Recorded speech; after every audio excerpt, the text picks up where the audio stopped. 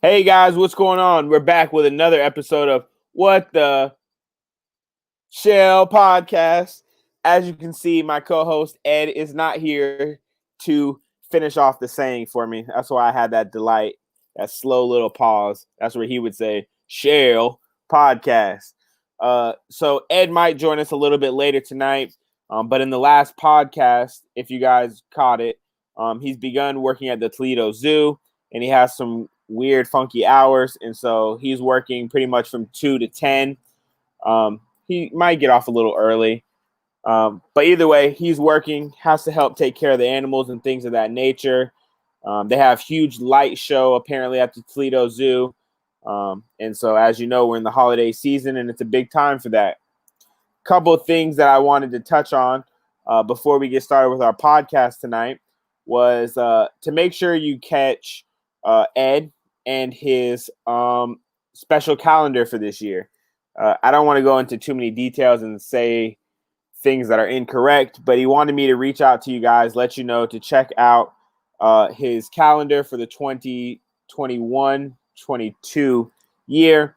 It has some amazing photos. I'll be getting mine very soon. And so, hey, reach out, get the calendar, man. All right, moving forward to what's actually important and what we're here for on What the Show. We have an exciting guest tonight.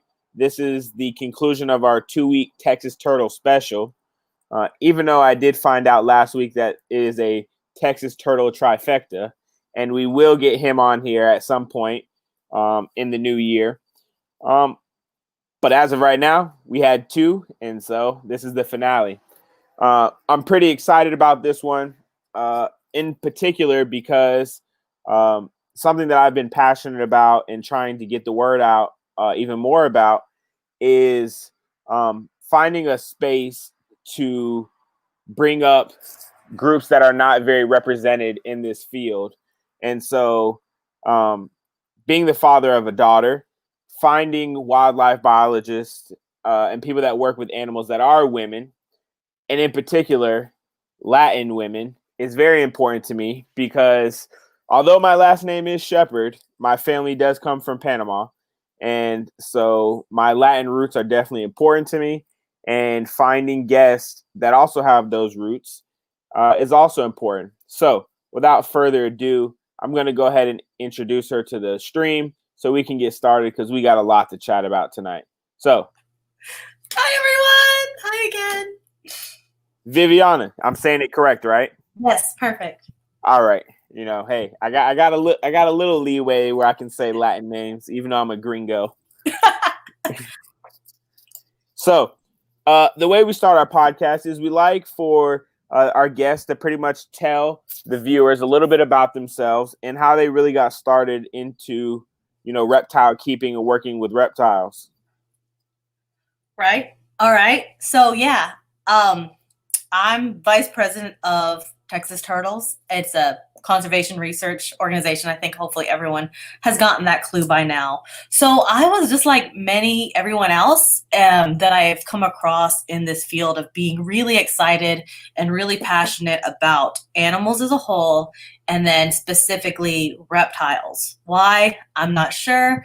Turtles, everyone asks me that question, like, well, why turtles?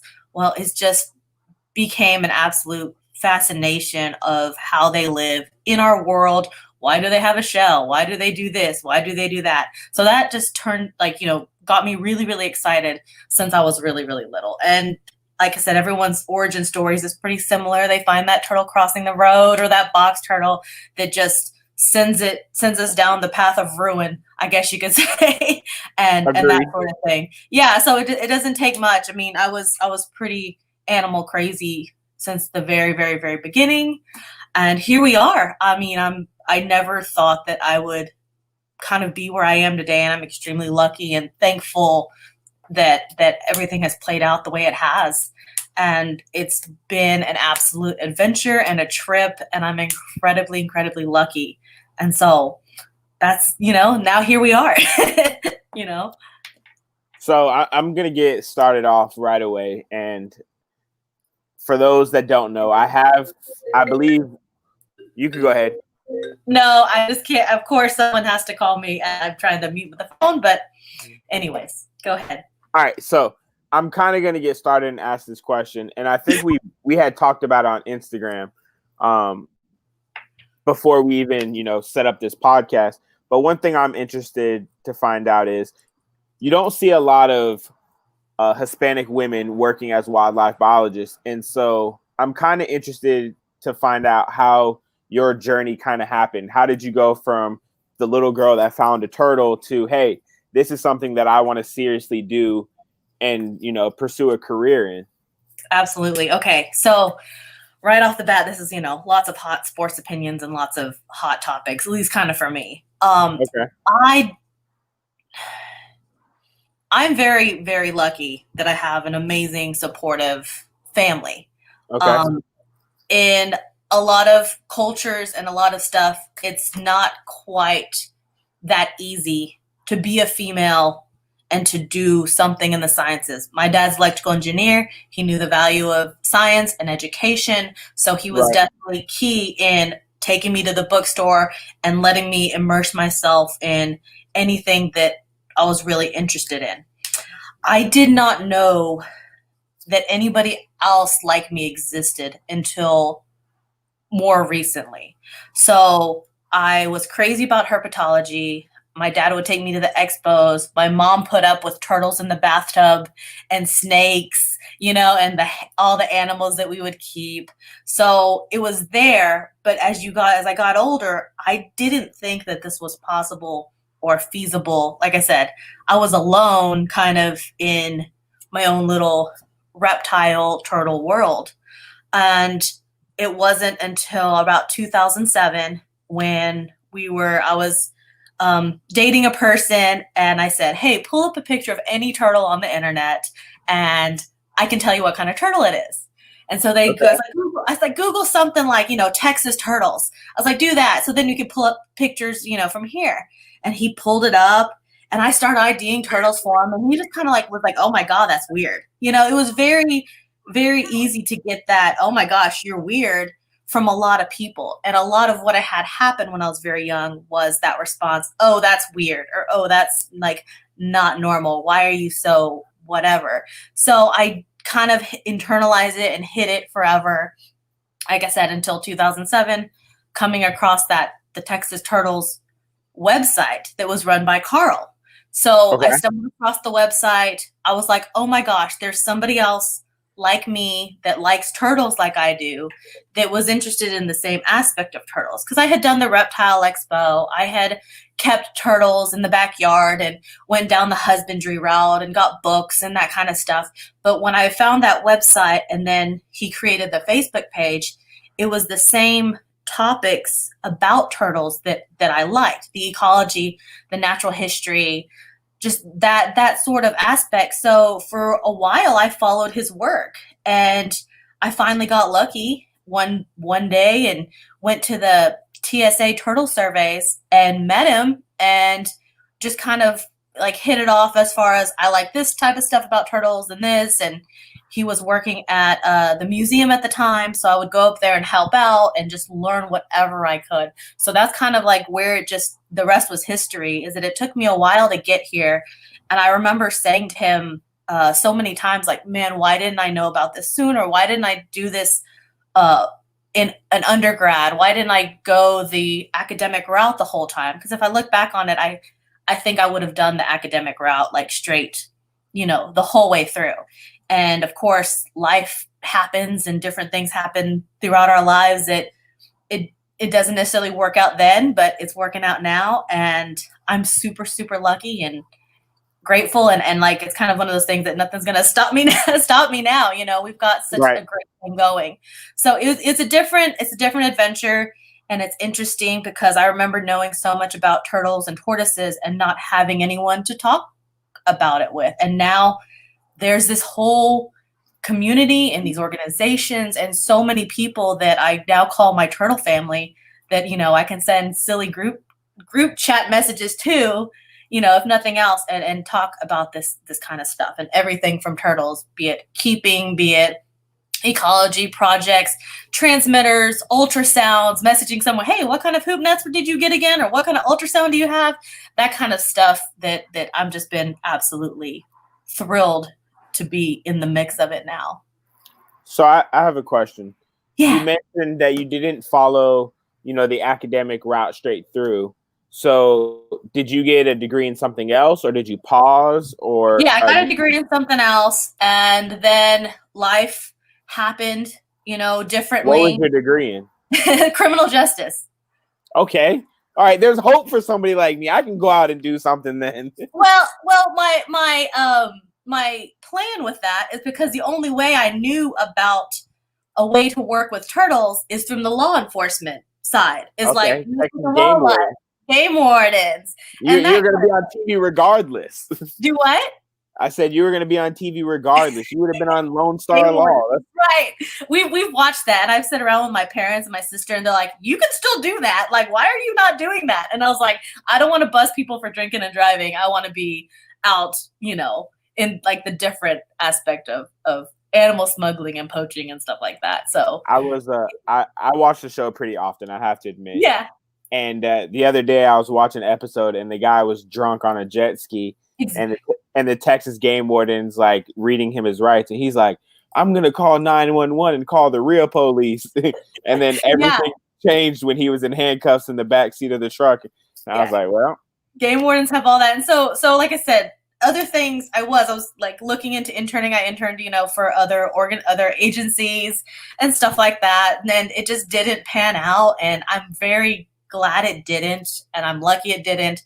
Like I said, my family still's like, you can still go do that. And I was like, I think I really, really like how we have Texas Turtles running and the work we're doing. This is really where my heart is. And I've told some friends that thinking about like ecology and turtles and the different range maps and where their habitat and transmitters and all that stuff, that's what gets me up in the morning. Like, that's what gets me out of bed every day to be like, okay, what thing can we go discover? What thing can we go look at? What can we publish on? What hasn't, there's this Texas size hole in our knowledge of turtles and Texas turtles. So that's where my excitement lies more than, other stuff that happens. So I'm glad that it is working the way it is now. And I'm having a lot more fun because I almost went back to grad school a short while back, and Carl kind of convinced me out of it because we're getting so much done this way. And I'm really lucky, and it's been super fun.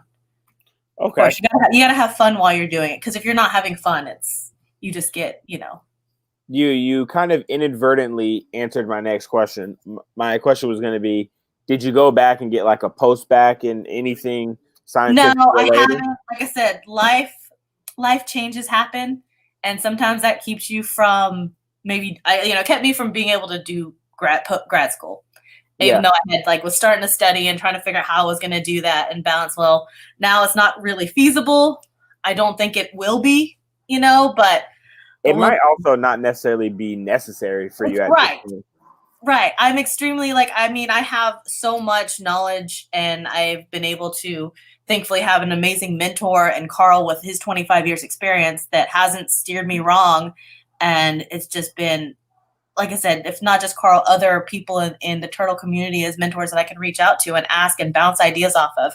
And I have I did really well in school. So I remember all my science classes and all that stuff to where I have this decent base. And like my whole family is very science nerds. Like I said, my dad's an engineer. My sister's a chemistry teacher and does the chemistry stuff. So we can talk through some of these things and all that. And like I said, I have plenty of people that I can rely on these endeavors. No, completely understand. I'm curious now. What is your favorite species of turtle to work with within Texas Turtles? That is really, really hard because it's so hard to have a favorite, really. I have a special place in my heart for three-toed box turtles, because that was one that I was really, when I was little, was a favorite. And then, of course, now alligator snappers, all the work we do. And I can't tell you how many alligator snappers that I've pit tagged and seen and held and measured and taken blood off of and been on TV with, because as a kid, alligator snappers were such this dream. Like it was like a unicorn, you know, like I never really thought I would see him and work with him like I'm now. So that's definitely been the big one for a lot of people and the big one for me, because I didn't think that I would be, on TV with him, especially, and all that stuff. So No, it's a lot. There's a lot. I mean, there's a lot constantly that we're trying to find out and figure out with Texas turtles. So no, you speak about the TV, but when you guys released the other day about the Brave Wilderness YouTube channel with the episode, I was like panicking because my kids watch my students. I'm a teacher. They watch Brave Wilderness every morning before school starts. While they're eating their breakfast, and I was like, I have to show this episode immediately, and like. The day I was trying to figure it out, like I was over there stressing it like 10 minutes, and the kids were like, Mr. Shepard, what are we gonna watch? Why do you keep typing alligator snapping turtle? Like I was typing in any and everything. Trying to get it around the firewall, like trying to get around the school. Did you like call your IT people? Because sometimes they can like open that one for you. So I don't know what it was because we watched almost every other video, but what ended up the next day, I just opened up a different internet browser and played it. And we were good. So I was like, okay, cool. You can watch the one about skinks or, whatever it was about on Monday. And Tuesday, we're going to watch alligator snapping turtle. And they thoroughly enjoyed it. I didn't put in, I haven't told my students that I have a podcast, and I've also haven't told them that I have YouTube videos. So I didn't mention anything about you guys, but it was exciting knowing that they're getting exposed to the work that you guys are doing at age 9 or 10, which I think is really important. That's absolutely crucial. Sorry, go ahead. I'll jump in. Go ahead. That's absolutely crucial. And I mean, like, and like so many other of us fellow nerds know, and it's not a secret that I was not an entirely huge Coyote fan before how he puts out his stuff now. His early stuff was very not kosher for me. I was not a fan of it. And so, I've seen all this stuff said and gone on. But when we were approached for the first time for the Animal Planet stuff, I was very much like, Carl, I don't know about this. I was very like hesitant, and thankfully Carl's very open-minded, and I've stayed really open-minded throughout the whole thing and researched all that stuff. All the stuff that your kids watch is incredibly educational. And right. I got so excited over Steve Irwin as a kid, and kids play with that excitement and that joy of adventure and something kind of like dangerous. That's how kids play, or car crashes, and you see little kids playing, they kind of play with this adventure and this excitement. So when Carl brought it to the forefront of my head, like, hey, if we do this is super critical for the young generation. Right. I mean, so many of my generation, it was Steve Irwin that got us excited and that majored in biology or wanted to do conservation work, that now this is us, doing it for those kids, especially the message that was in this both the episodes that we did with him, just the message of conservation and poaching and the black, that sort of thing that was so critical, and why we should care about alligator snapping turtles and all turtles. Like, that montage at the end was showing all the different turtles and talking about, turtles are in peril, so this is how we can save them, and all that stuff. So that's the biggest reason, is that it's hitting that young generation of kids that's going to be important. No, I think you hit it spot on. As a kid, outside of the fact that the information Steve Irwin was giving us, it was his charismatic personality that got you to want to watch as a kid, watching how he interacted with the animals. And I'm not going to say that Coyote is Steve Irwin, because that's two different levels for me, okay? But for these kids who, realistically, they don't necessarily know who Steve Irwin is on a level that we knew. I mean, I remember every Saturday morning waking up and flipping to Animal Planet and trying to watch the marathon and the new episode and, all the things. And for the kids, it's not necessarily TV. Now it's YouTube. YouTube Absolutely. Is everything for them. And so, I mean, I agree. I've watched some of his episodes and I have to agree. And I'm like, oh God, what in the hell is he doing? Like, but yeah. And that's the older stuff. The message is good. Yeah. That was the first thing he told me. He's like, that's our older stuff. Like that was a different time before, like how he goes at it now. I mean, his recent Right. stuff is really, really good.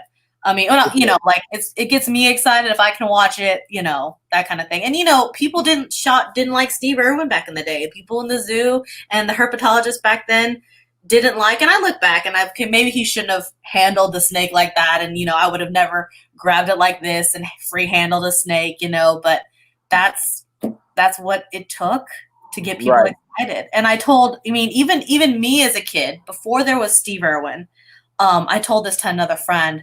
I went to the San Diego Zoo at like 5 or 6 years old, right? And I was so excited to be at the San Diego Zoo because on TV back then, they always talked about the San Diego Zoo, and they talked about the tortoises and the two-headed rat snake and all these the crocs and the gators and stuff. So when I was able to go to the zoo as a kid, my dad took me to the gift shop, and he's like, pick out any, you know, toy souvenir you want. And I picked out like a black plastic cobra as my souvenir, like at 5 years old, a black plastic toy snake. And there's home video of me setting it up like in between rocks and me creeping up and catching it and wrestling it Steve Irwin style, but this was before the Steve Irwin days. So, you know, kids play like that. And that's how I looked at it too. And I always wanted to be that biologist on TV going and taking the blood samples or going and catching the things and doing the DNA and collecting the data. So that's where my heart has been since I was pretty little. No, it makes sense. I mean, whatever it takes to get the future generations educated about these important things, because, you know, like when I was a kid, yeah, we had Steve Irwin, we had Jeff Corwin, we had these different, you know, guys that you could watch on TV, but I don't think we really knew the implications of what our actions have on, you know, the environments, the animals, and things of the nature. I mean, growing up, you know, this is a very small example that's now, you know, hurting us, especially here in Florida. But the red ear slider, you could buy a red ear slider for $5. You could put in a little bowl with a palm tree. Everybody bought 5, 6 of them. Yep. And now look, they're basically native to Florida at this point, as many as we find. Like, so, thankfully for us here in Texas, they're native. So that I grew up that being the turtle that got me excited. And it probably is the turtle that gets a lot of people excited. You know, someone at the conference a few years ago saying that was the first turtle they experienced. So where that has its good, I mean, it also has its huge implications in every other part of the world of it being so invasive. Like I said, I'm really lucky and grateful that they're native here, and I've seen them forever since I was a kid, and there's a special place in my heart for them. My mom loves them. That's like her favorite still, you know, is this little red ear slider that got, you know, gets us excited about nature. But like the video that Leone put out the other day, when I watched that, I was like, I am right there with you, dude. Like I was just like feeling his energy because I've been in that position, and I can't tell you how many emails, messages that we get asking to take their slider or pet turtle, and how many that we just like, here's some other rescues that might take it, because we don't do rescue, and we probably like never will. We can do it case by case on some species, you know, like if we can use it for an educational animal, for future stuff like that. But we just, red ear sliders even here are everywhere, and people have to rehome them because they're just not a great pet. And you know the whole routine, like everything Chris said on this last video. You know, it was dead horse. It was crazy. I watched Chris's video, and then I watched Greg's video, both talking about the red ear slider. Yeah.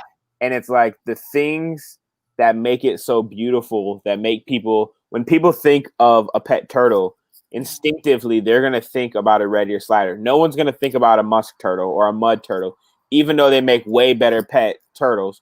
But the things that make it so attractive are the things that also make it difficult. Yeah, you see this beautiful small green turtle, not realizing it's going to turn into something the size of even bigger than a dinner plate at some point.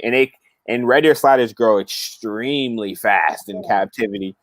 And so, I mean, that video Chris posted with all the boxes where they had the red ear sliders, like that was so sad. And of course, I'm glad they're going to somewhere where they'll be taken care of. But I mean, I think I know you follow Greg on social media. I think he just posted a video where he tried to rescue one, and they wouldn't let him rescue it. And I'm like, from the market, from the fish market. Yeah, I was messaging about that for sure. Well, and that's the other thing is that if people, you know, like if you, like the question is, if you love these things, why are we doing this to them? You know, if we love this, why are we treating them like this? Because it's only a matter of time. And I'm pretty positive that in some states in the Northwest, they're euthanizing every red ear slider they find in the wild.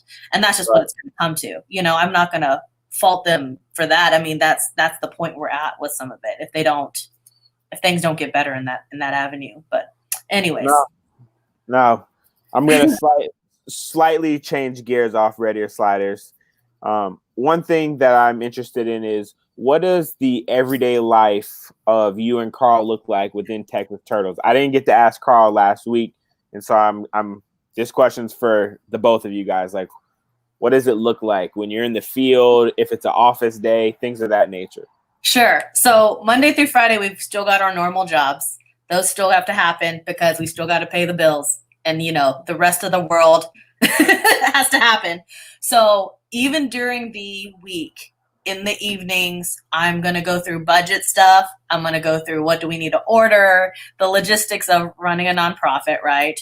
Trying to write up publications from anything we've documented out in the field, be it Carl updating range maps, being updating the website, being selling shirts, anything like that during the week. And then what we've done all through COVID season, even though it's been COVID, we've been very lucky that we've been able to get out just 2 or 3 of us and to continue what we can of the state of Texas. And that would be filling either range map gaps, so traveling to different parts of Texas, documenting what's out there, be it setting a trap or just visual surveys, taking photographs, catching and collecting fecal samples. Like if we're catching an alligator snapping turtle, we hold it at least 3 nights, see what it poops out, documenting everything of that. So it just depends on what the weekend's like, what the weather's like. If it's a 3-day weekend, if Sal's available, we're going to go camp somewhere, you know, hit that region, figure out what needs to be documented. And then even if, you know, we're documenting stuff that's already in East Texas, we can constantly get photographs from each county. So there's a whole battery of stuff. Like it said, it's everything from the alligator snapping turtle, ongoing work, trapping, pit tagging, measuring, to the simple weekend getaways of like, let's just see what's happening in this region. What turtles are out? What's the temperature like? Who's basking? What males are out? What females are out? Any of those natural history kind of observations could be just like a simple weekend excursion. So it could be anything, which is great. You know, it's, like I said, a lot of it's weather and that kind of stuff because we're working around weather. Or if I'm, you know, home doing whatever paperwork and the everyday stuff on that aspect. So that's it, man. It's been fun though. We've seen a lot of cool, neat stuff in this past year for it being a socially distant year. How much of the state of Texas have you guys covered thus far? Just about all of it. And in fact, I was telling him the last time me, him, and Sal were in East Texas, I said, you know, we've done from El Paso to Louisiana, corner to corner. We've done not Laredo, Del Rio, which is down the border, near Mexico, all the way pretty high up on the Panhandle, not the highest on the Panhandle. So I'm only missing like the tip corner down by Brownsville and Laredo. I have not been there, and we're missing Big Bend, like the little scoop part of Texas. He's going there for Thanksgiving.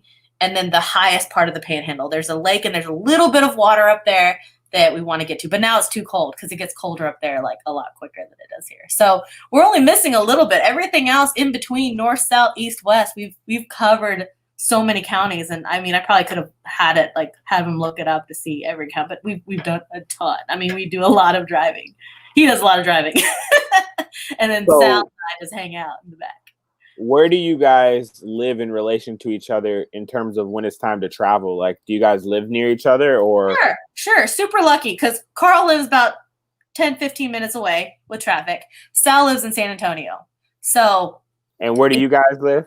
Oh, DFW area, like the Dallas-Fort Worth, in between Dallas and Fort Worth. So super lucky and convenient. Just so happened that, you know, I lived, born and raised and live in this area, and that it's super easy to just like have someone to all right, here, let's go. I'll pick you up at your house. Let's drive this way. We're going north, south, east, and that kind of thing. So yeah, so Carl and I are pretty close. Sal is about 5 hours south of us. So if we go down that way, it's easy for him. But then, he travels wherever with us as well. Like, he'll make the trek up to East Texas and we all convene out there.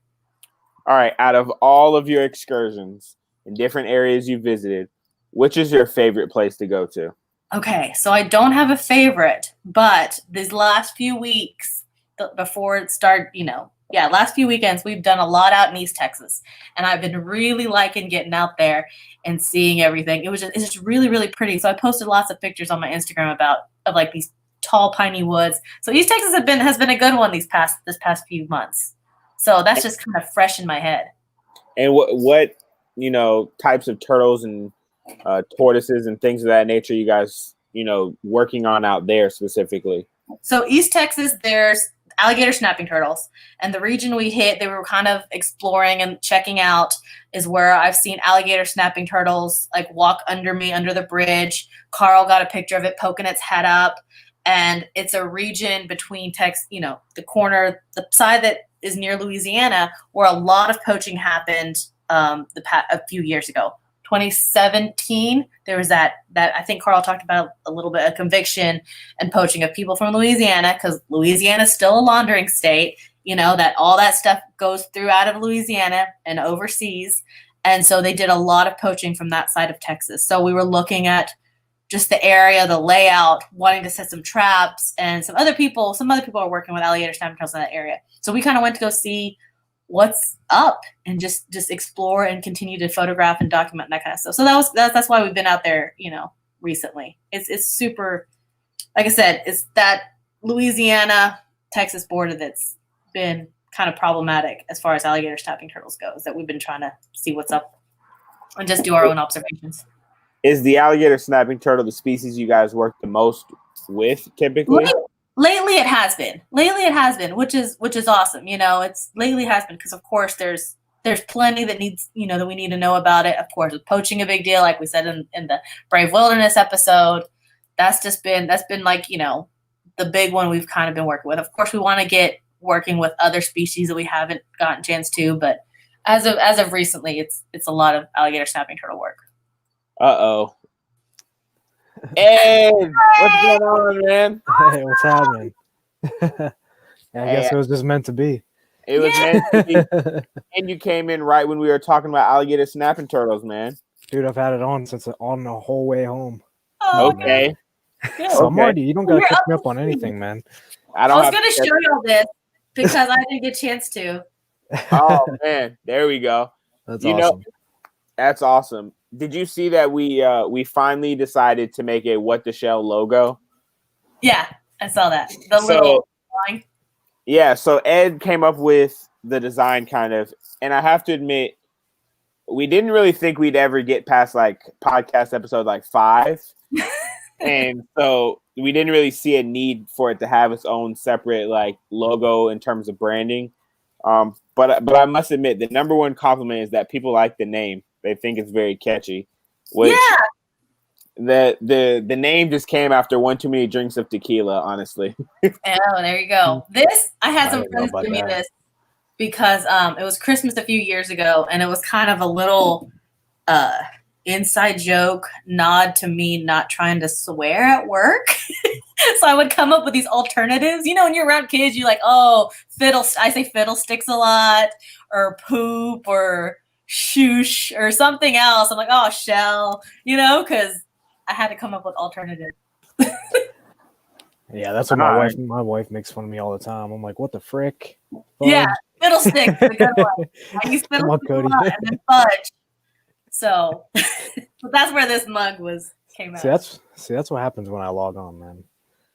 Hey, man, I'm just glad you got on today, man. You were pretty bummed, and I'm glad you got on. Hey, man, you looking good with the Toledo Zoo outfit on, man. It's got the jacket. Right, I got the name tag. I got the hat. Yeah. Yeah, it's a cold night, bro. It's in the 30s. It's like, dude, I got my face mask up and over my hat, and I'm like, man, it's been 8 years since this. I didn't think I was that much of a pansy already. I heard it. I mean, don't like the cold. Like, I can't handle if it gets like 50s and 60s. If I have to bring my Redfoot in, I'm not happy. Like I'm not happy. with you. I'm not happy right now having to keep this wood stove burner in the pole barn heated just to keep my turtles warming up with the heaters. It's like it's a job. Yes. So yeah, I'm not happy if I have to bring my Redfoot in. What is the weather where you're at in Texas? What's the temperatures like? It's pretty nice. I'd say it's pretty nice. It's been warm. Like, it was warm and overcast today. So it was in the low 70s, like 71, 72. At night, it'll drop down. It's been like in the 40s and 50s the past few nights. So it's too cold to leave my Redfoot out because I'm not going to risk it, kind of thing. So it's not bad right now. Well, it's 63. I'm currently sitting outside, but that's not bad. No. The problem is where I'm at in North Florida. So a lot of people are like, you're in Florida, it doesn't get cold. But I tell them I'm in North Florida. In North Florida, its weather is more similar to Georgia. And it only takes me an hour to get to the state line for Florida, Georgia, but it would take me 6 hours to get to Miami, or even 4 hours to where Ed was living at in Florida. Yeah. So I am thankful right now, because when it starts hitting the 30s every night, then I'm going to start panicking, looking at my ponds like, oh, God. Yeah, thankfully, I think your stuff can handle it pretty well. Yeah, your stuff should be okay. It's still that little bit of fear, though. You're like, I know it can handle it, but... It's different when it's you. When you put your, like, parent hat on, it's different. I start getting like, oh my gosh, it's 60. I'm gonna run out in the cold and the wet, or a cold front comes through. One time I was at work and I was living like an hour south of here, and I almost drove home on my work break to bring in my Redfoot. I'm like, I have to go home on lunch, guys. Like, I will be back in an hour and a half by the time I drive there and back, just to bring in my Redfoot. Thankfully, that was a sad thing. I went from the complete opposite. I was in almost not South Florida, but I was like mid, and I had a 10 by 20 shed. I had just everything and anything in there. I never had to worry about a single thing. Maybe a little stand-up heater at the max. Oh, right. That was it. That's the worst. So, yeah. It's been pretty warm these last few years, so I might get lucky and be able to, like, keep putting them out, during the day and bring them in at night, and that's fine. So what else do you have now? Just box turtles and a Redfoot. Just a few box turtles that were dumped pets that, people had taken out of the wild so long ago, or somebody's cousin had taken it out of the wild and they didn't know where it came from, or just, stuff like that. And that's all I have. And I knew that 3-toe box turtles are, I could build an outdoor enclosure and they would do great for me. And I think you should talk about that enclosure. That enclosure is pretty incredible. The enclosure is very cool. I talked about it a little bit on the turtle room, so I don't want to overlap a ton. No. But I'm very lucky because my brother-in-law built this awesome enclosure. I basically went to the yard and said, hey, can you build something like from here to here? And I came back, and him being an engineer, it was like amazing. But I was super specific about like needing lids on it, and then the ground being secure, because 3-toe box turtles are great at getting out. And I dealt with that as a kid. I just had a cinder block enclosure as a kid with like the corners covered so they wouldn't come up, and they still got out. Animals still got them. One got chewed up by the neighbor's dog. So being traumatized little as a kid caused me to be like, well, I got to have this. And I have coyotes and raccoons, possums, feral cats, hawks, and hawks prey on turtles. So I'm not about to risk a bird, I won't care off an adult. It may be an adult 3-toe box turtle, but anything hatchlings, if there's hatchlings out there before I can get to them. So I made sure to have a lid, and the edges are reinforced with bricks and pavers. So I'm constantly out there like looking for gaps or anything that could go wrong, but it's been great. It's a great enclosure. How did you reinforce it under the ground? Like, what was your method? Because I've heard different people use different things. So what did you do? Sure. All I did was get pavers and put pavers along the border on the inside, and pavers and cinder blocks along the border on the outside. And I had some just like old, whoever lived here before left some old landscaping rocks and bedding. So it's pretty sealed to the ground really, really well. And with the inside being like sealed underneath of it, or like against the walls of it? Some of them are against the wall, some of them are underneath because like it made it even. It kind of just depends on what. So I'm gonna go back in the spring because they're not doing a whole lot now. They'll get out, move around a little bit. I'm gonna reinforce the outside again. so I'm constantly gonna be reinforcing the edges and stuff like that and watching. So because it only takes once. Everything's fine until it's not, and it only takes one time, and they all, something happens. So, anyways.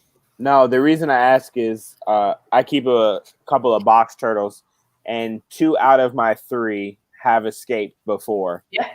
Thankfully, I found both of them. One was in my neighbor's backyard, which was just by the luck of me climbing onto the fence and seeing him in the backyard. And I completely jumped his fence, didn't ask him, went in his backyard to get my turtle. But regardless, I think it's important. I keep a lot of my animals outside. But one thing that I've struggled with is making sure it's secure. And like you said, it's the things you don't think about. Like, all right, there's a lid on it, but is this lid super secure? Can stuff not get in, but can they get out? Can a raccoon pull their way in? Because raccoons are smart. And can the raccoon unlatch it and like squeeze their way in? So I've like I said, I've had not so many, but a decent amount of unfortunate things happen when I was a kid, to where it didn't take much for me to be like, all right, I know what not to do, and that kind of thing. So raccoon stuff on the outside, coyotes, that kind of stuff, anything that'll dig under, you want all those edges secure. So yeah, you could totally build an outdoor wooden enclosure when you're ready and just reinforce. You can do the mesh where you dig it down. The pavers, just solid pavers around the edge is what I've done. Have you seen what Jordan Gray built for his ornate box turtles? I made a replica one of that. Okay. And I made one of those for like another small group of box turtles, and then my brother-in-law also made me like a hatchling, like a really young juvie for box turtles, because Carl will have his box turtles and I'll raise them. I'll just take care of them and raise them and then give them away to friends also once they get like bigger. So yeah. I had one like that, but I had the people that made it didn't make it very well, so it's falling apart now. So that's going to be another spring project of fixing that up or making another one. Gotcha. But that I used that exact model for one of them, yeah. I am curious, before I start letting Ed jump on the questions, no aquatic species of turtles as pets? Oh, man, that's the best part of keeping turtles. No. Here's how it is. The hardest part of keeping turtles. Exactly. Come on, guys. We don't want to scare people away. I'm not scaring anyone away. That's being real, man. You gotta know what you're getting into. I want people, and I've talked to Greg about this, I want people to realize how it is not always easy. And with us traveling and doing work, they're not the easiest. They're not always the best. You see, how much you have to spend. And you don't want to know how much I spend on building that enclosure out there. Filtration alone on aquatic species of turtles. Oh my God. Yeah. I know what I can take care of appropriately and what I can handle and what works for me. I don't have that desire to have a lot of things. I just don't. I'm okay with that. Now, when people and friends and other turtle nurses, hey, do you want this or that? I'm okay like taking in and always taking care of something, but it's not easy for me to have aquatic species in the space and have someone take care of them. If I go out of town for a week or go to, help Coyote, when we filmed for Coyote, we were gone for like a week. I constantly have people over, trusted friends over here taking care of stuff and checking on stuff. So that's something people have to take into consideration when it isn't easy in the smell. Oh, well, see, in the smell depends, because are you going to clean it? Are you able to maintain it? Because it's not easy. It's really not. And like I said, I've talked to Greg about this. He's got this amazing pond. And if you can do something like that, then great. If I could build a pond and did all that, but I have so many predators and my property backs up to water, I would lose so much escaping and going into the water that lives behind me, and then I'll never see it. So there's a combo of reasons why I don't. Maybe one day I will, but I'll never say never, because every time I say I don't need any more turtles, like I'm fine with my 5 and my tortoise, like I'm fine with my few. Somebody's always like, oh, you want this? You want one of those? And I was like, that's always how it works. Yeah, as soon as I say, like, I'll take one. Like, how about, no, like, I'll take one, guys. Like, I might take one. So that kind of stuff. I need to build like 2-3 more enclosures for me to be happy. Because, it sucks when you're a really stickler for clean water like I am. I'm like, I hate any kind of dirty. Well, like I do no more glass unless it's maybe a startup, but like Right. just because once it gets a little bit dirty, I'm like all tub tanks, and even that much, like I'm overkill on all my filtration and yeah, it's a lot. It's a lot. And like, I you guys are even talking about like the whole escape thing. It works even with the it smells and you clean it better. Yeah. Even with I've had all my filtration hoses up in my tubs and all that good stuff in the 300s, and I've literally had turtles like how you say, the only way you can learn by what you need to do with the enclosure is just by going through the experience and the hard way. I mean, I think before I moved, Cody, I think I was on the phone. I was on the phone with someone. Literally, You're on the phone with me if you're talking about your musk turtles. No, I was but I was on the phone with someone, and I'm like, and I hear it, and I just walked out of my shed, and I hear a clunk. I'm like, what the? And I look past, and literally the turtle, one of my concentrics is literally on the ground in front of my tub, like just sitting there. I'm like, how in the world? And I look over, I'm like, just because I've just added water and I've changed the water level and I added a little bit more to it. This thing literally used to 2 hoses and just enough and propelled up and over the tank. They're great at escaping. They are realize it. If look, if you had nothing else to do but swim around in a tank in a nest box all day, I mean, come on, you're gonna figure out avenues and ways. But I mean, it's just funny to just see how adaptive the animals are. So like a little generic little thing, yeah, that's great when you start out. But once you start seeing their mindset and their habits and you grow They've got nothing but time. And I tell that to a lot of people. I mean, the biggest example I use with kids is like, we know how we felt the few months, some people still social distancing, being trapped in your house, and how stir crazy we get. Well, how fair is it to some of these species to go from that to a 20-gallon aquarium, and people think that they can live in a 20-gallon aquarium their whole life? Like, you would be bonkers too. And then you have all these other artifact of captivity things that happen, them trying to mate with another species, or, doing crazy things, eating rocks, eating gravel, picking away at the silicone. Carl, one of his a captive alligator snapper that he had up it for a long time, picked away at the silicone edging of the aquarium and almost, caused a big flood because all that water was spilling out. I mean, they have nothing but time. And in zoos, you'll see this, Ed, areas or corners where they've picked away out of boredom and being trapped, being stuck in their little thing, because what else are you going to do? I know how crazy I've been. Yeah, and that's the crazy. Like, actually, it's the picture I sent you, Cody. They have a big alligator snapper turtle at the Toledo Zoo, and he's probably about 50, 60 pounds, and just kind of in the corner. And I'm not knocking by any means, but from my standard, I would give a way bigger setup. But he was in the corner, and I'm like, and I'm thinking of no ways. Actually, I had a couple questions for you guys. I know you guys are mainly about the out in the wild ones. But from Carl's ones that he's had in captivity and stuff like that, any kind of avenue that you'd see, like if you have a captive alligator snapper turtle, good enrichment, good habitat kind of way enclosures, you feel they would need? Are you keeping them in a stock tank? I'm actually going to be getting one here soon. So I'm trying to start them out in a stock tank. So more of the rocks, the logs, the driftwoods, live fish. Obviously, Greg has all his stuff outside in a great way, and they're probably the most happiest turtles that I've ever seen. From what we can speak to turtles, how we can communicate. I mean, any of that stuff that's big. I mean, you could do. Being at the zoo, you'll see all kinds of other enrichment. Maybe it'll be like, people put it. Those Kong toys.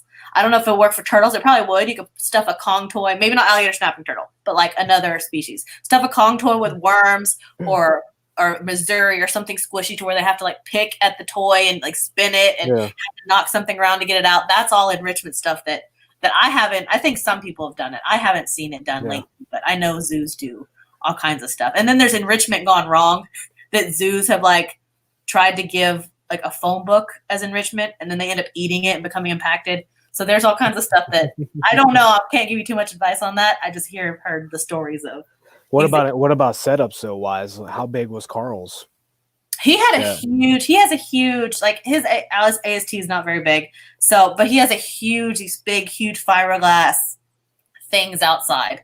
So it's huge, of course, with duckweed and logs and that kind of stuff. And like I said, you got to make sure they can't get out. So screen on top or something like that. So it just really depends. And that's not my main area of how to keep an alligator snapping turtle. That's all Greg and those guys, so I don't think I'll ever keep an alligator snapping turtle unless it's for like a short time, and holding it for somebody else or something. I'm kind of curious, still on that same topic. How do you see them interact with their environment in Texas? So when we had Greg on, we talked about how he saw them interact with their environment in Georgia, but what's your experience in Texas? Like, do they mostly hide? Like, how do they interact with their environment? It depends. And one of the neat things that we have observed, thanks to like the work we did with Brave Wilderness and Coyote and stuff, is that area that we filmed both episodes at, that place is just crawling with them. And we could sit out on the balcony of the cabins, and just see them move around. And during the daytime, and we've caught them during the daytime, we've seen them poke their nose out, we kind of record what time we've seen them poke their nose out and seen that kind of stuff. So, I mean, they're pretty active. We published on that first Animal Planet episode where the AST uses its prehensile tail to hold on to that, how they come up and eat. And that, assuming y'all saw the first, like the Animal Planet. Yeah, I thought. He came up and was eating the bread, how he wraps his tail. So stuff like that we've been able to document. So it just depends. I mean, that's part of the Texas size whole that we're trying to find out is just these little natural history observations of them being active in the daytime. And if they like one fish more than other, or if they like this bait and what temperatures they're moving at. Cause we've caught them like as of last week and last weekend, we catch ASTs. And in some other parts, you may not be catching them. It's one of those things that, thankfully with this collective group of nerds of people doing AST work across the Southeast and even up north of here, that we can kind of all pull together this information and be like, this is what I have, this is what he's noticed, and share these ideas and observations. What do you guys typically find in their fecal matter? Sure. So we have a few posts. I've posted on Instagram and on our Facebook. There's a lot of pecans, acorns, mussels. Of course, I don't know how it is here. This whole like myth of them eating all the fish and stock tanks, and people in Texas love to kill them and love to shoot turtles because they think they're going to eat all their fish in their tanks and in their stock ponds. Totally not true. Yeah, they'll eat some, but it's going to be more beneficial to leave them there. So we always have to tell people to like leave turtles alone in your pond. So we've gotten grapes, seeds, acorns, pecans, mussels, some fish, other turtles. Carl published on an alligator snapping turtle preying on a little baby map turtle, bones of other turtles, that sort of thing. So that's known. I think that's great. Yeah, great, like Mustang grapes, muscadine grapes. So we have these wild grapes, and if those fall, they eat those. I mean, we try to do it. We do it for every species we can hold overnight. Obviously, depending where we're on the field, we can't hold turtle overnight. It kind of, it depends. We try to see what it poops out. But we've done it for map turtles, soft shells, same thing, seeds, acorns, mussels, that kind of stuff. So that's all part of the collective. So they got to be eating a pretty large consumption rate, to even, with their sheer size capacity to be able to. I mean, do they have a big appetite to where they have to, eat a lot in order to maintain, are they consistently just throughout the day, whatever they find, they get and they eat at that time?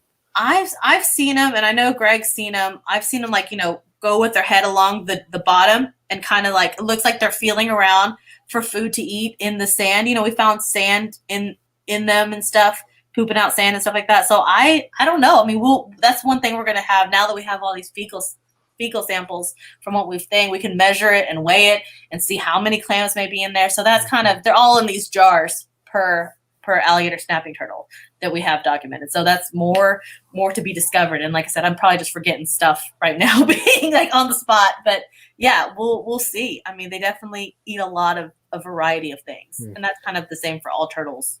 Yeah. Of course, it's going to depend on what part of Texas you're in too. So we'll see how that pans out.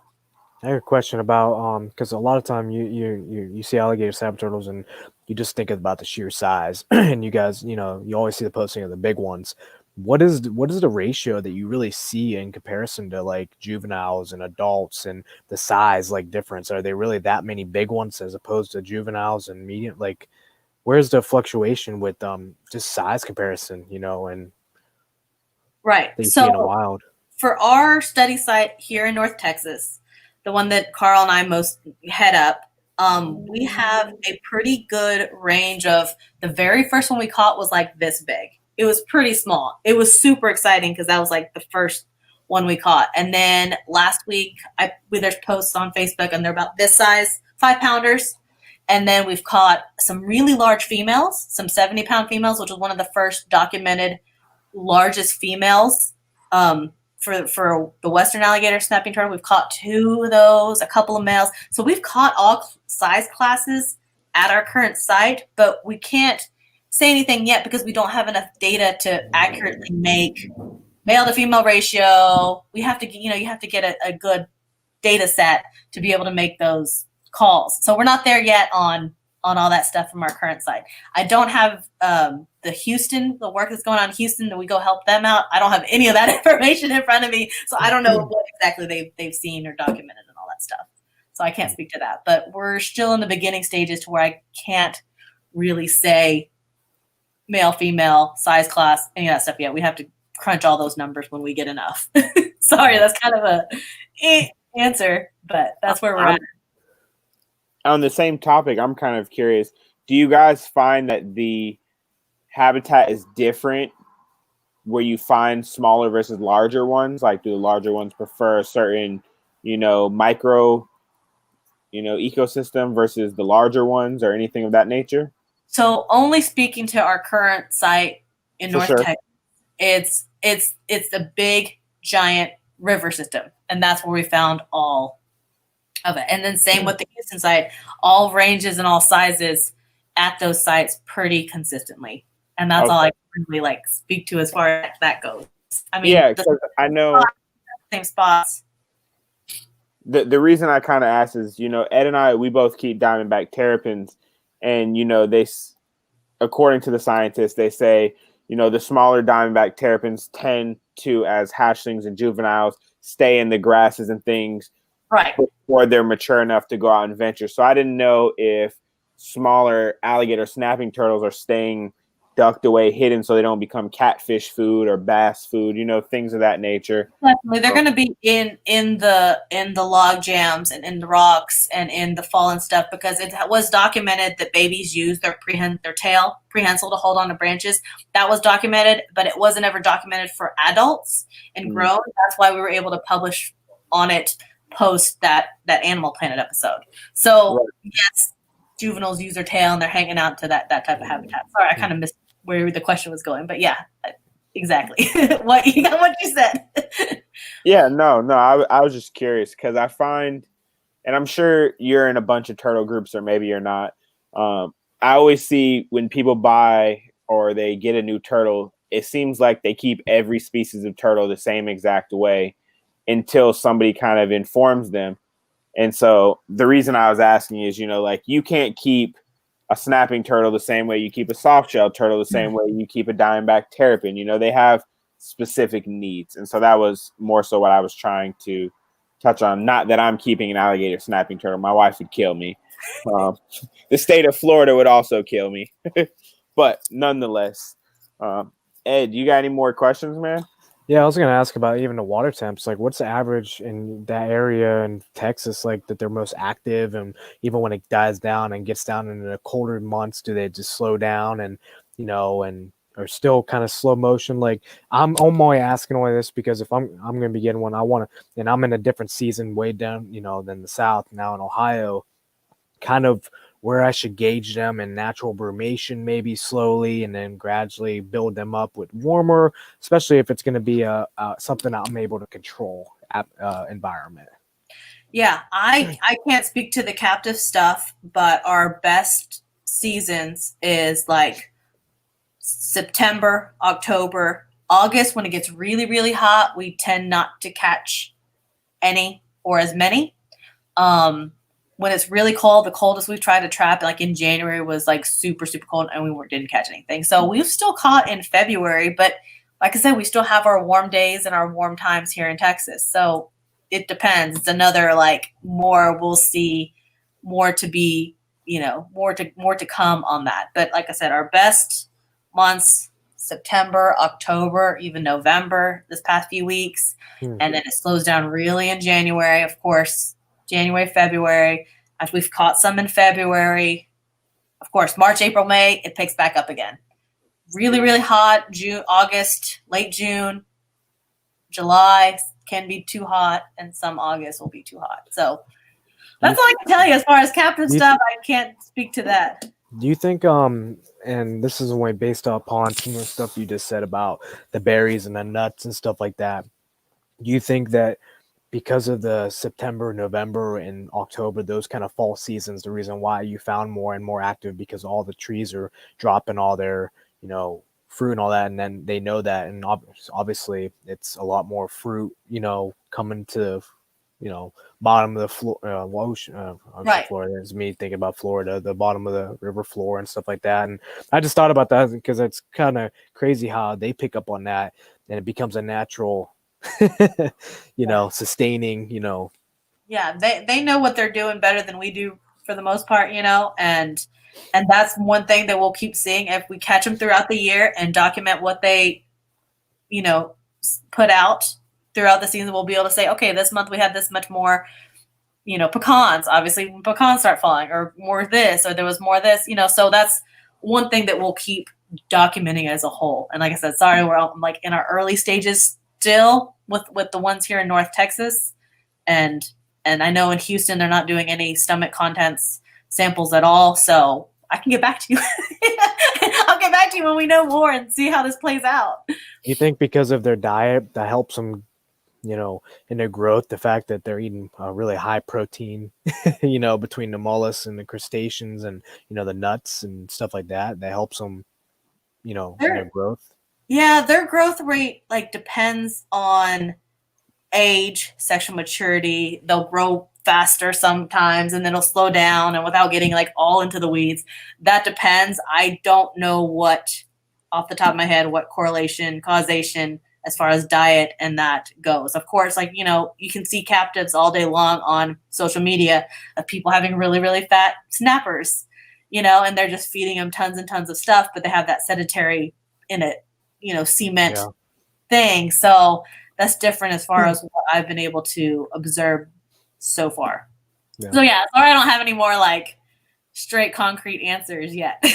But no, just, and that's the beauty about how much, in any species you think about how much we have to learn. And how many species are actually getting that kind of attention that they deserve. Now being a part of the zoo and seeing what they have and don't have, and this is an amazing zoo. I love it. It's the best I've seen yet, and I'm privileged to be a part of it. But it still seems like, man, there's so many different areas especially from my mindset, because turtles are my thing. So it's like they have tons of snakes, they have tons of all that.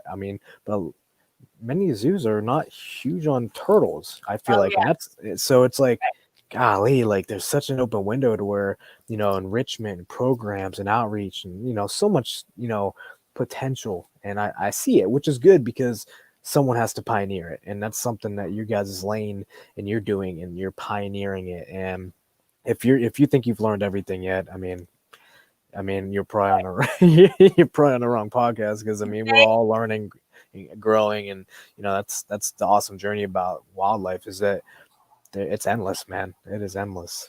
The one thing that I've learned the longer I've been doing this, going from a kid to now and all that stuff, the one thing I learned is how much I don't know.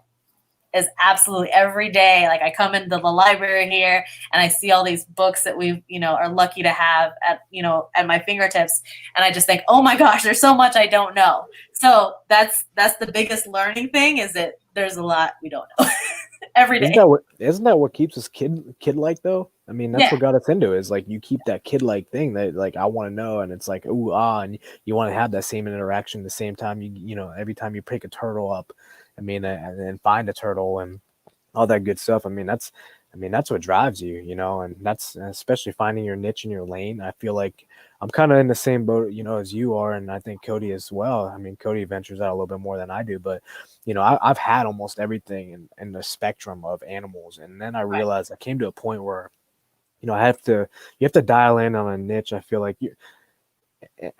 and the more you do that, the more I think you do the species justice, to where I can have 2 or 3 different species and be totally okay, because I know I can sustain them properly, you know, give them everything I can, but also it doesn't overwhelm me enough to where I can actually dial in and learn way more and more and more, because I'm spending more time observing them rather than 20, 30 different species that it's like, Right. look, Or you're that just doing like it's all, and you're it going through takes all, of like, it okay, well, takes I got all hand, yeah. It takes all hands on deck, you know, as opposed to like, okay, you know, you got one and you get another. I mean, so that's kind of like even more my lane is. And alligator, snapper turtles in general, I grew up on that. I mean, the ponds and fishing and always, you know, seeing them and catching them and putting them back. And it was just, I've always, you know, and now with even before I even knew about alligator, snapper turtles, and it's something you got to have such a respect for, such a prehistoric look, you know, that's kept that mentality and kept that, and has only grown over the years. And I mean, that tail thing, I've never even knew that. I mean, that's crazy. The fact that you can talk about a monster turtle still using its tail. I mean, because that thing's strong as it can be too, you know? it was a 90-pound. Wow. It was a 90-pound alligator snapper. It was 90, it had to be 90-91. What would you age that about? Between the 60, 70? I don't even try and guess anymore. No. Every time people ask us that's like one of the number one questions I get either on social media or through family and friends. Is that I can't even guess anymore. It's old. Hey, some of those turtles hide their weight, man. You don't even see it coming. You're like, what in the world? People, to me, what I've seen, people always peg them higher than what they really are. And even when we were filming, there was some guesses going around on how much it weighed. And some people were thinking it's 200 pounds. Everyone always wants to say it's like 200 pounds for a big one. And I'm like, no, it's about 125. And sure enough, Raphael ended up being 123. Like somebody was like, how much do you think it is really? I was like, it's about 125. And sure enough, you know, and of course, when you work with them and see them all the time, you learn to peg, you know what's what, because you're used to it. But I feel like alligator snappers, everyone wants to go high on. Yeah. It's like you want to catch the biggest fish. Yes. It always looks bigger in the water. It always looks bigger until you have it in your hands or in the picture. It's a good thing they got that big head, because that makes up for half the camera. I have a question for you, Viviana, and this is kind of going a little backwards, but I am curious. So, three-toed box turtles, they are native to Texas? Yes. Okay. My question for you is, how often, it's kind of 2 parts, how often do you guys encounter three-toed box turtles in your work? About a handful. Okay. Because they're in the forest and you gotta catch them like crossing the road, or you find them already smashed on the road. It's kind of like that lotto ticket of stumbling across them, you know, being out in a wooded area, right temperature, right time, when you know they're going to be active or mating or whatever. Like, it's a handful. I mean, and I've said this a bunch of times, is they're just not as common as they were when I was a kid. Right. They're just, it's so sad and depressing to know what it was like when I was even a kid, just in the 90s, on what their numbers were to what they are now. So it's a joy and an excitement to find them across, you know, anyone. So not a bunch. This year maybe only like 3 or 4. I say the same thing about Florida box turtles here in Florida. I remember as a kid, I had to be careful mowing the grass sometimes because they could be just sitting in the grass. And now, I mean, 2020, I've seen 1. In 2019, I saw 5. Wow. And most of them were crossing the road, or I was helping them in some degree cross the road. But either way, my question was, do you use any of the knowledge you gain from seeing them in the wild, set up how you keep your captive bred ones, or do you keep them in a different way for different reasons? Or Absolutely. When I don't know how I figured it out, but I figured that out when I was little with the first group of box turtles I kept, kind of knowing, and I don't know where, if I read this or saw this on TV, you know, that knowing this kind of habitat is for this and this kind of animals for this. And, you know, if I talk to people that aren't nerds, it's like, oh, well, these live here and these live there. I have to explain it to, you know, the people around me all the time, like this and this. So obviously, yeah, I try to make it as similar as I can to where I would find them in the wild and the forest and the leaves.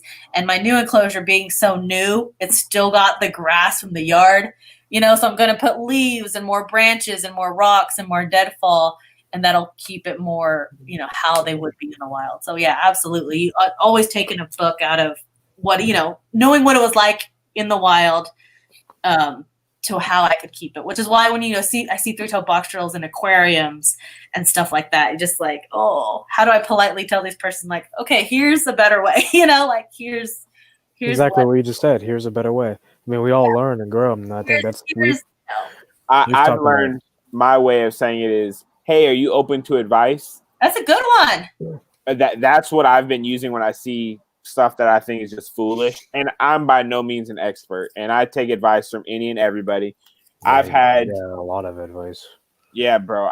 I've had some struggles with Florida box turtles. It's kind of been one of the animals that I've always wanted to keep since I've seen them as a kid, but they've been a struggle in terms of keeping healthy. And so, I was probably doing different things wrong, husbandry wise, and different things throughout the years. But like you said, it's taking advice and how can you do it better? The real question was, when you feed them, do you feed them natural foods? Do you believe in pellets, a combination? What's your kind of thinking for feeding your box turtles? My box turtles, it's a combination of, buying what I can at the grocery store, your berries, because they do love strawberries, the greens, they love earthworms, they love dead animals. Carl has thrown like a freshly hit squirrel, thrown that in his box turtle enclosure, and they go to town. Really?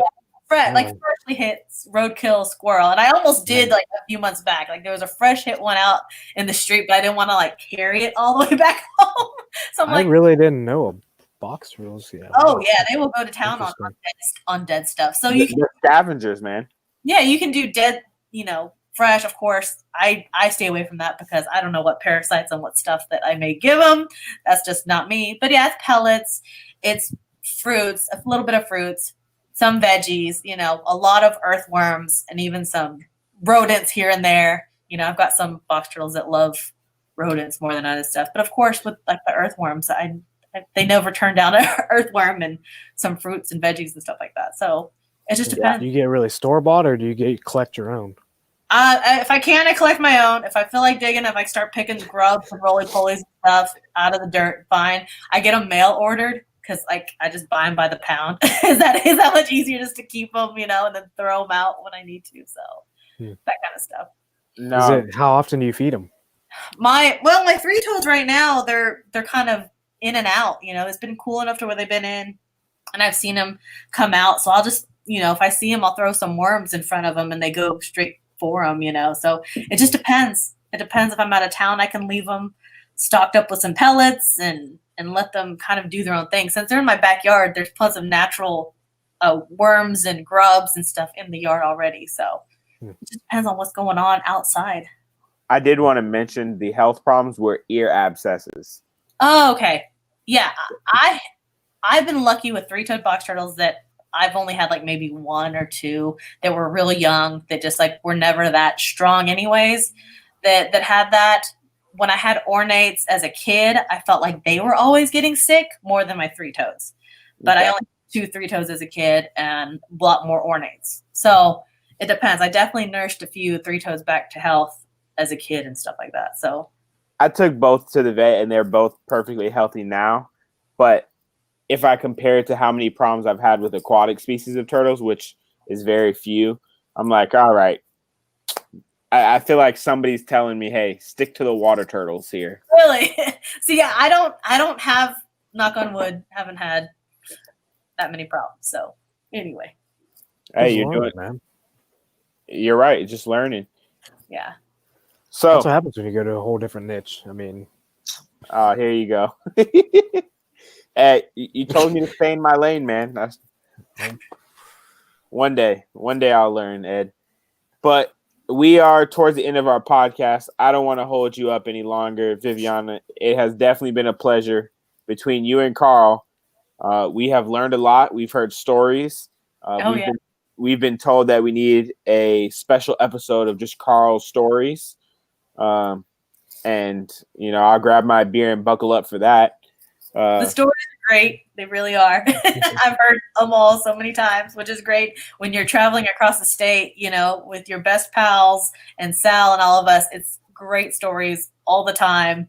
And it's a walking, talking he's a walking podcast every car ride, and having Sal and them exchange zoo stories that, Greg, you're going to be able to like chime in. I mean, chime in on Ed here soon, and hearing all their zoo stories.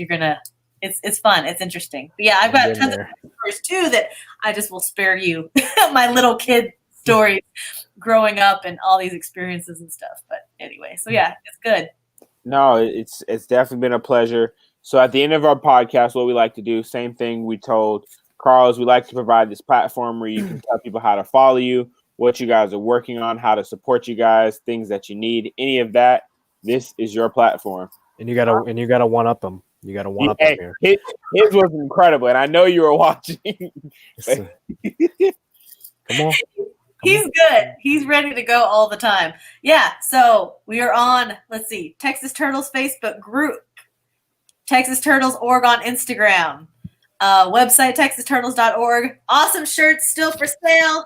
Great. I was waiting for that. Great holiday gifts. It's on my wish list for my wife. So. There you go. Put it on your stocking stuffer. Get them early because I pack everyone by hand. Oh, sweet. All right, I'm getting so, and I will pack them up and send them off as soon as I can. Yeah, thank you guys. Y'all have treated us so well, and it's been awesome. And I'm super lucky because the fact that there's a platform and multiple podcasts now that I can talk with people about turtles and not torture my family members anymore about talking about turtles. Like they're over it, They've heard all I can about turtles. So I'm glad y'all are doing it, and it's fun, and I'm excited that there's so many people that want to listen to this. Right? I think y'all said that. Yeah. You're like, people are going to want to listen to this. Yeah. So this is our only lane and our only avenue to be able to get out. We want to talk about it so much. It's like my family ain't all about it. I was the only one that they're over it by now. Yeah, exactly. So thank you guys. Find this on social media. First Lady of Texas Turtles, my Instagram. I try to post a lot more. I post a lot on my Instagram than I do on Facebook these days, just because y'all know how Facebook is. Instagram is just cooler. It's more user friendly too. Yeah, I mean, Carl likes all Facebook. So if you want to hear all his awesome stories, he's on Facebook. He's not on Instagram. My stuff is on Instagram, so you can get two different views by Facebook and Instagram. That's just how it is. But yeah, I'm glad I was able to tune in. I feel like it was an all privilege for me. So hey, it definitely was. We appreciate it, guys. Yeah. This is the last podcast before Thanksgiving, so I want to wish everybody a happy Thanksgiving. Yeah. Make sure you guys enjoy it. Take some time with your family, even if you're not eating or celebrate, the holiday, whatever the case is. Just take the day as a day of rest. Get ready for the winter, whatever it takes, man. It's been a hell of a year, So hey, it's slowly coming to an end, guys. Slowly coming to an end. A new upcoming crazy year. See what we have in store.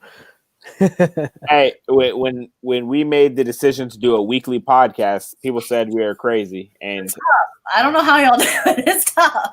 We're gonna be going to every two, but it's crazy to see who we've had, and it's only just begun. Like Cody said. This is podcast 27. So hey, there's been a couple weeks we had to miss for different reasons. But I mean, shoot, we started with the pandemic, right after the pandemic. We started in March. Right. So, hey, we'll see what the year holds for us. Guys, we appreciate you guys for watching another episode. We will see you next week. I can't think of who we have off the top of my head. You'll find out this week. I lied. Inquisitive Raptors on Instagram. The guy was on Camp Kennan. He deals with monitor lizards. I specifically reached out because we haven't had anybody on our podcast that deals with monitor lizards. And so I wanted to, get some range we are turtle based, but we love all reptiles. Come on, all of them, even the snakes that I'm afraid of. Oh, love snakes. I'll get you there. I'll get you there. Yeah. All right, guys. We'll see you next week. This has been another episode of What the Chill Podcast. Yeah, come on now. That is the best plug. You might just one up Carl just by doing that. Inadvertently, too. All right. Good night, everybody.